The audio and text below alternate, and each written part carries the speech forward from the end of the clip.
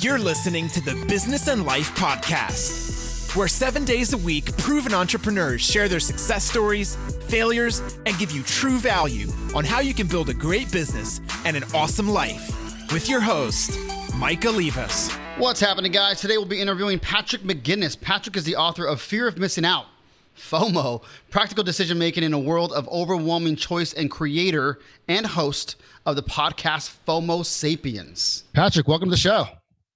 Great to be here. Absolutely. So tell our listeners something interesting about yourself and also where you're calling in from today. So I'm based in New York City, and I'd say interesting about myself. Well, I've been in 103 countries. Wow. Yeah. That is crazy. Do you have a top few? I do. So my favorites, I mean, listen, I love them all. Like the more interesting list would be the ones that I didn't like because there's only a couple, but I'm not going to do that because I don't want to make anybody mad. But the favorite ones for me are Argentina, Turkmenistan, Uzbekistan, Uganda. Yeah. Those are some of my faves. Wow. That's awesome. Yeah. I'm traveling right now. I'm in Bogota.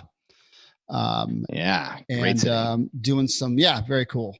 Definitely the elevation's gotten to me though. I didn't realize it until the second time I was here, how high this city is. But so tell us a little bit about what you do, name the company, what it brings to the marketplace. Yeah, sure. So basically, I do a lot of different things. One thing I do is I'm a venture capitalist and I invest in companies in the United States and Latin America. But the thing that people know me for mostly is that I am an author and the host of a podcast. So I have a podcast called FOMO Sapiens, which is distributed by Harvard Business Review, in which I talk to leaders in business and politics and culture about how they make important decisions in their life and how they miss out on the things that don't matter. And then I'm an author of a book called The 10% Entrepreneur that came out in 2016. It's all about how to be an entrepreneur without quitting your day job. And finally, I have a new book that's coming out May 5th called Fear of Missing Out, Practical Decision Making in a World of Overwhelming Choice, which is about how we can all make better, smarter, faster decisions in our business careers and in our lives. How long have you been an entrepreneur? Oh boy. I was dragged into it. This was not the plan, but what happened was I was working on Wall Street. And then in 2008, the financial crisis hit. I was in the middle of that, working at AIG at the time. And I realized that, I had put all my eggs in one basket and then I needed to diversify. And so I, over time, started doing part-time entrepreneurship, and that led me to regular entrepreneurship. So now I'm kind of in year 12, believe it or not. Wow, that's awesome. And out of all those times, tell me a time where you felt you were close or hit rock bottom and were able to overcome that. Oh boy. I mean, how much time I know there's do you many have? times. Yeah. How much time do you have is usually the answer for that when you're right. Yeah, I get it. Well, I would tell you the moment that was the hardest for me was right after the financial crisis. I had like stress-induced, I don't know what. Basically, I got like a virus, and they never figured out what it was. They thought I had mono or something. And I went to the doctor, and he took my blood pressure, and he asked me if I used hard drugs because my blood pressure was so high from all the stress. And I got night sweats and swollen glands, and I had blurry vision for months. And that experience convinced me to make a lot of changes in my life. Some things about taking care of myself, but it was more about taking control of my career and no longer being dependent on other people in order to live and find happiness. So at that point, what did you change? Well, first of all, I went on a little fitness kick. I lost 25 pounds and started running 40 miles a week, ran the New York City Marathon. So taking care of my stuff happened. And then I decided to, basically diversify myself and start working on things on the side, investing in companies, starting companies. And that eventually led me to quitting my job and going full-time working for myself. And so, that was I was not entrepreneurial. I'm a very risk-averse person by nature. I come from a small town in Maine, middle-class family. It's not like I have, some sort of inheritance to fall back on. And so I was always really conservative in these kinds of things. And I realized that my conservatism had not served me well. So I decided to take a little bit more risk in a calculated fashion. Yeah, that's what it's. I mean, definitely agree with that there. I mean, most entrepreneurs are risk takers, so it's good to hear that. Hopefully, our listeners can see that if they're not, that can change for some of them. Most definitely, and in fact, I think that my whole sort of ethos is that there are some people who are naturally more willing to take risk, or maybe they grew up in a home where one of the parents was an entrepreneur, and ergo they just have like a better understanding of what it takes and are more comfortable with the risks that are associated with that kind of stuff. For the rest of us, we can still take risk, but we need to sort of take the level of risk that we're comfortable with. And that's why I encourage people to start things part-time. See if you even like it. See if it works before considering going full-time. And it's a great way for everybody to be more entrepreneurial. Why do you think there's entrepreneurs out there, in your opinion, Patrick, that just end up giving up or failing? Listen, I mean, a lot of times it's because their idea is bad and they're executing, and that's the most sensible thing for them to do. So I would say this notion that like if you just kind of stick it out and are resilient and you keep fighting, and you're going to succeed at some point is a complete fabrication. It's just sort of like part of the mythology of entrepreneurship that like if you just gritty and sort of like work harder, somehow you will be more successful. That's entrepreneurship porn. And it doesn't serve anybody except for the people who are selling it to you. And we all know there are influencers out there that are basically peddling a line. I don't believe in that. That's not me. But I do think there are entrepreneurs that fail that could have been successful. So that's a more interesting question. And I think a lot of times it has to do with, number one, going it alone. I think having a business partner is very important. Somebody who compliments you and questions you. And number two, I think it's not, people generally misestimate how much money and how much time it will take to get some traction. It's usually double the money, double the time. So, I learned that in Harvard Business School. I remember we looked at one of our first cases and the professor said, like, every entrepreneur thinks it's going to take half as much money and half as much time. So you should double it. Yeah. Yeah, I do that too sometimes, where if we create goals as a team in my businesses, my expectation is, what does it look like if we get, halfway to where everyone's thought process is? Everyone's excited about it. They're talking about it. And that means that the number usually generally goes up. And then I have a realistic, attainable goal that I know that is likely going to be the outcome. And it usually comes out to close after 13 years of seeing the goals and the workshops that we end up doing. But I like the idea of saying that just grinding over and over again is not going to get you there. What do you think as a follow-up to that? Like, is there a time where when do you throw in the towel? Woo, it's a tough question. Here's what I always tell people. It's like when it's no longer fun. Yep. I know it sounds like a silly, it's like, well, what about the money? And then, no. If you don't want to get out in the bed in the morning and work on this project, then what's the point? Just stop, because then it becomes not an exercise in trying to build a business. It becomes an exercise in like personal abuse, self-abuse. Right. Yeah, you really are. Yeah, you're just killing yourself and you're realizing that you're just going to go in circles over and over again. Yeah, if you're not enjoying it anymore, what are you doing?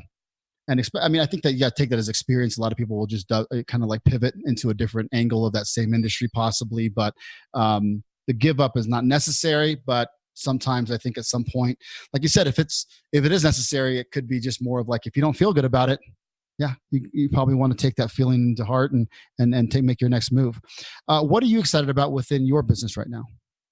So listen, I've got my book coming out on May 5th. And so that is, number one, I have this whole industry around FOMO, obviously, and we can talk about why that is, but a podcast and a book that are part of what I do. I mean, they complement the investing that I do as well. So it's all, it all goes together in terms of building profile and connectivity and knowledge and stuff like that. But I think, what's been amazing is my podcast started out with nothing. I was doing very little in terms of anything, in terms of views. And now I'm on track to hit 2 million downloads this year. And so awesome. Watching that grow from in the space of a year from zero to, where I am today has been super interesting, exciting, and having amazing people on the show and learning so much about how to create a quality product has been awesome.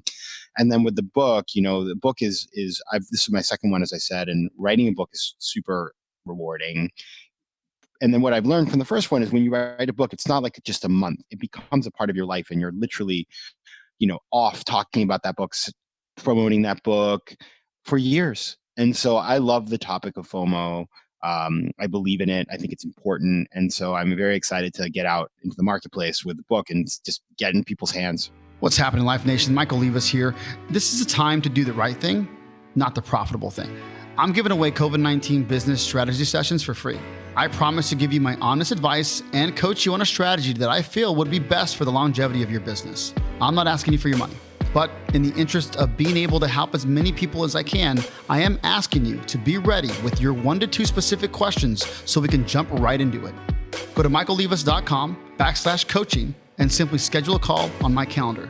That's MIKEOLIVAS.com/coaching.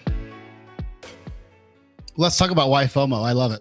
Tell me a little bit about why'd you focus on this niche topic? Or maybe it's not niche. Maybe we think it's niche, but it's not. Yeah, it's not niche, right? Maybe people want to think it is. Yeah. Yeah. In fact, I'll tell you something. 56% of people report that when they're away from their social networks and news sources that they feel FOMO. So it is something that's pervasive. Given the fact that 2 billion people on Earth now have social media accounts, and 56% means it's over 1 billion people are suffering from FOMO, or they're, I call them FOMO sapiens rather than Homo sapiens, because it's, the next generation or the next evolution of our species. Sure. The reason why I talk about this is because I actually invented the term FOMO when I was a student back in business school. As I mentioned, I went to Harvard Business School, and this was back in the early 2000s. I noticed this behavior, which was crazy, that people were trying to do everything all the time because we lived in this environment in which there was so much that you could do. And this is pre-social media. But even though we didn't have Facebook at the time, and actually Mark Zuckerberg was across the river developing it in his dorm room in Harvard Yard, even though we didn't have any of these things, life in our school was like living inside of a social network. It was like a mashup of LinkedIn and Twitter and Facebook. And I come from a small town in Maine. This was like so overwhelming to me. I'd never lived in such a choice-rich environment. And so my response was to try to do everything. My friends started teasing me, and I teased myself and said, I have a fear of missing out. I shortened that to FOMO. And then I eventually, in 2004, wrote an article for our school newspaper all about FOMO. And that was the first time it was ever used anywhere. And now, of course, it's in the dictionary, and you can search on Google and there are more than 10 million hits. So it's become part of our culture. And the reality is it's something we laugh about, right? It's like, oh, I've got FOMO, you've got FOMO. But FOMO, what's incredible is the amount of research that has been done by clinical psychologists across the world at major research universities about FOMO and its effects on productivity and mental health and happiness and all of these topics. And so what I do in my book is really explain the origins of FOMO, the causes of FOMO, how it sort of plays out in our business and our lives, and then how to overcome it. What do you feel like is there a first, symptom of FOMO that people see quickly, or that you're able to kind of dissect from someone that you're chatting with that may or may not have FOMO? Definitely. So what's really helpful as you think about this is to actually just look at the definition of FOMO. And FOMO is really 2 things. Number one, it's an anxiety that there's something better out there happening than what you're doing right now. And number 2, it's a desire to be part of a collective experience and an aversion to be omitted from that collective experience. And so it really, when you see people's behaviors, and I think about everything from the standing in line at the Apple store to going to Firefest, which is obviously, there was a lot of press and documentaries about this Firefest, which was FOMO kind of defined. When you see or people or yourself kind of inventing in your head that there's some experience that's so great out there, and you have no idea, that's a big part of it. And then also, if you're doing something because you want to be part of the crowd, or because you saw some influencer or celebrity do it, and reality is it's not even really who you are. That's where the FOMO comes in. And a lot of times you see that in the business world with, people investing in things they don't understand, like Bitcoin. And, a lot of people, listen, Bitcoin, you can believe in it or not, but like a lot of people bought it based on the fact that their kid did, or their nephew or whatever, without really doing the work themselves, and they got burned. Yep. No, absolutely. So it's kind of, is a lot of the messages or the book, for example, what are some of the key messages there about FOMO that people can take a look at when they buy it? Sure. Well, one of the big things to keep in mind is that there are actually 2 FOs, not just FOMO.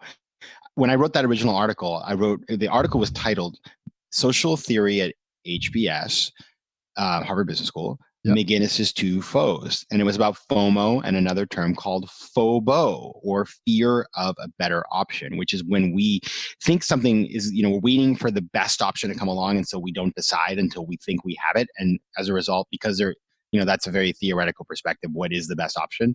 We delay decision-making forever. Analysis paralysis, choice overload, stuff like that. And in a world where we have so many options, you go on Amazon and you want to buy a television, there are like thousands of TVs you could potentially buy. This has become really a big part of our daily life. I mean, go on Netflix, right? It's like, what are you going to watch? It's overwhelming. And so number one is I talk about FOMO as well. So half the book is FOMO. It's kind of like I like that. The other foe you need to know.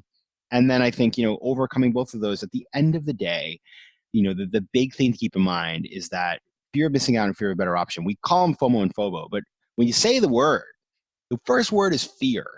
And you don't want to live a life consumed by fear. And so the point of the book and what you need to do to overcome FOMO is to be decisive. And that means finding the power to choose what you actually want and the courage to miss out on the rest. And so that's the goal. That's what I talk about in my podcast and my book. I love that's that. what I try to do in my life. So, I'm find not what perfect, you actually but want. Love that. do my best. Yeah. Find what you actually want. What was that second part? The courage to miss out on the rest. Because it requires overcoming fear requires courage, doesn't it? Love that. Yeah, absolutely. Tell us, I guess, if you had one piece of parting advice that you'd give to the business and life listeners out there that are aspiring entrepreneurs and also current entrepreneurs, what would that advice be given your journey? So the thing that I have learned that has been super valuable, and I have a number of friends who are well-known entrepreneurs and people that I went to school with or know socially, and have founded companies that have gone on to raise tens or hundreds of millions of dollars, right? And I would watch them and their success, and I was like working in a corporate job, and I would say to myself, well, all my friends have these businesses they started that are like so aligned with who they are as a human being, and there's a guy called Andy Dunn who started Bonobos, and Andy, who's like, I don't know him super well. We're Facebook friends, we've hung out a few times, but I remember thinking when I met him, like, his company is like him. It's him. Like, Bonobos is Andy, and Andy is Bonobos, and that's amazing. And like, I'll never have that because I don't have a good idea. And then over time, I found, the things that I've done, and especially with my books and stuff, those are really, they're me, right? You write the book is an expression of kind of who you are at your core. And I got that. And what I realized in that process was like, what a huge difference it makes. I mean, it makes every part of your life work better. And I think that is really important. So if you haven't found that thing yet, look for it. And the place to look for it is, look at what you really, the intersection of what you're good at and what you love to do, and you'll find it around there. It won't be, I'm not going to become some actor. Okay. Like, it'd be nice, but like, I'm not a good actor. Okay. It's just not who I am. Yeah. Or I'm not going to become like a basketball player because I'm 5'7". So unless they lower the hoop, it's not happening. But I'd say that. And the final thing is, I would say, look for symbiosis in your life. So all the things I do complement each other. Everything, when I'm working on looking for companies for my venture capital firm, I come up with great ideas for my podcast. And when I'm out speaking around the world about my books, I meet people who give me content that I can use in another book. And so it all kind of comes together. And I think that complementarity makes it so you can do a lot more with less time. Awesome. I love that. And where can people find you? And also remind us the name of the book that's coming out on the 5th. Sure. So you can find me at patrickmcginnis.com, PatrickMcGinnis.com. There you can also get me on Instagram at Patrick J. McGinnis, Twitter at PJ McGinnis. And if you go to my site, I got lots of goodies for you. If you pre-order the book, you get a free chapter, you get a free workbook. So lots of good things there. The book comes out May 5th, and it's called Fear of Missing Out, Practical Decision-Making in a World of Overwhelming Choice. It's available now on Amazon. And you can also find my other book about part-time entrepreneurship, which is called The 10% Entrepreneur, Live Your Startup Dream Without Quitting Your Day Job. And that is widely available as well, all over the world. So check it out. Awesome. Patrick, thanks so much for your time and dropping some knowledge with us today. My pleasure. Life Nation, you got to remember that in order for things to change, you must change. And in order for things to get better, you must get better. You just got better by hanging out with me, Michael Libas, and the Business and Life Nation. So come back tomorrow because I'm here dropping sound bombs 7 days a week, baby. If you'd like to subscribe, please do so you can take action and execute. See you tomorrow.